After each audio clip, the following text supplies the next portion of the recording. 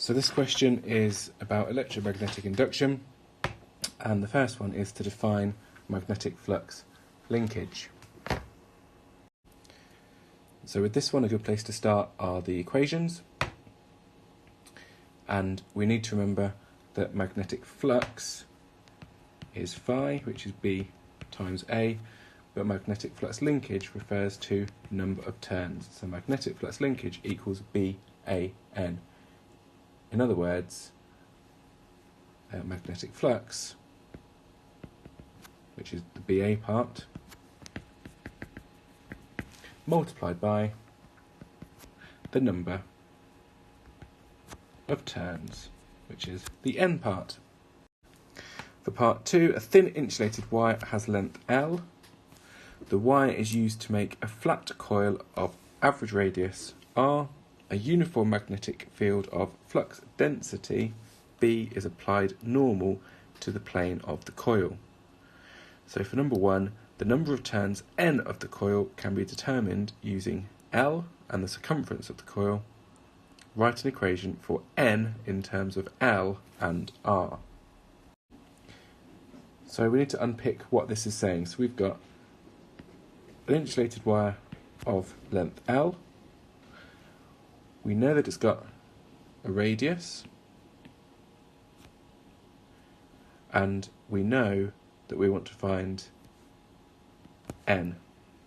So N is the number of turns. So in other words, how many circles can you make out of one piece of wire? So careful not to get confused. Circumference is 2 pi r. So it's a case of doing the number of turns is going to equal how long the wire is divided by the amount of wire needed for each loop. For part 2, we need to show the magnetic flux linkage for this coil is given by the equation BRL divided by 2. A good place to start is reminding ourselves what magnetic flux linkage is. Reminder, we've had to talk about that already. So N phi equals B A N. So we need to remind ourselves we're dealing with a cross-sectional area. So area of a circle is pi r squared. So what we can now write is B, because B is needed in the equation. For cross-sectional area, we can write pi r squared.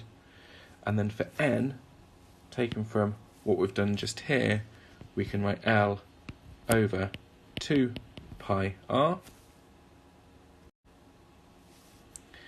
And then we can try to cancel some of the things out. And that then leaves us with BRL divided by 2. For part BI, we need to remember Faraday's law of electromagnetic induction. And again, you can refer to the equation.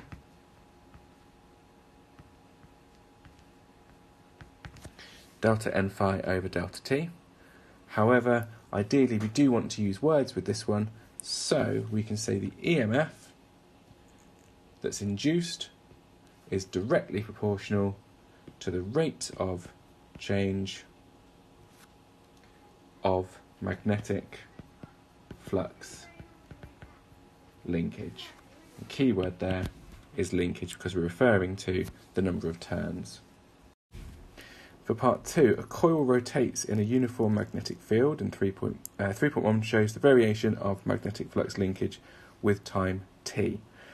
So look at the y-axis.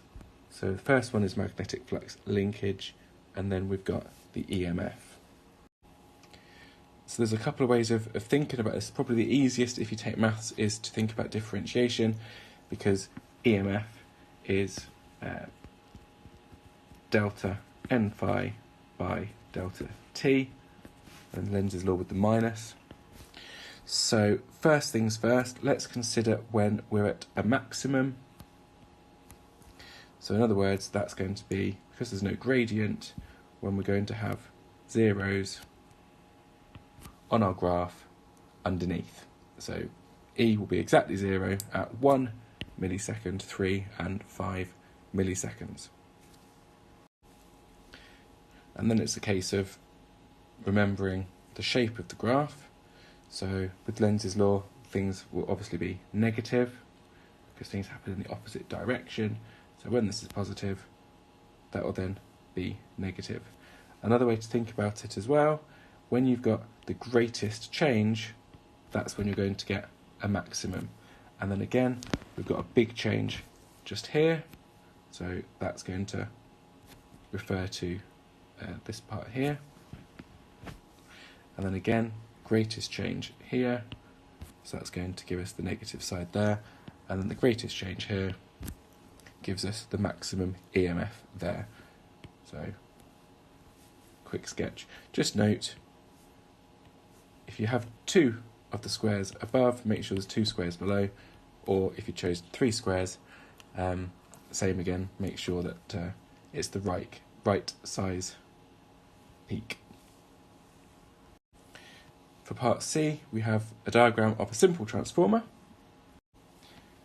And what you need to do is explain how an EMF, an electromotive force, is induced across the ends of the secondary coil.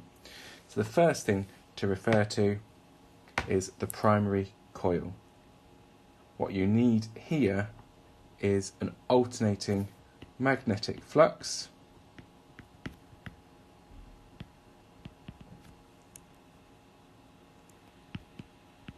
which of course is caused by the alternating current. And then the magnetic field lines, or the flux, then moves within the iron core, or soft iron core. And then finally, in the secondary coil,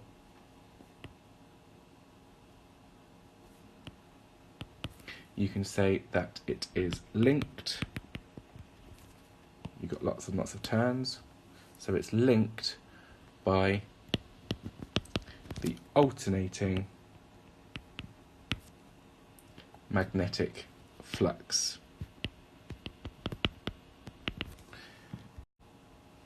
So in other words, alternating electric current induces an alternating magnetic field, which you'd call alternating magnetic flux. The flux then is continually going backwards and forwards around the soft iron core, because the current here is continually changing.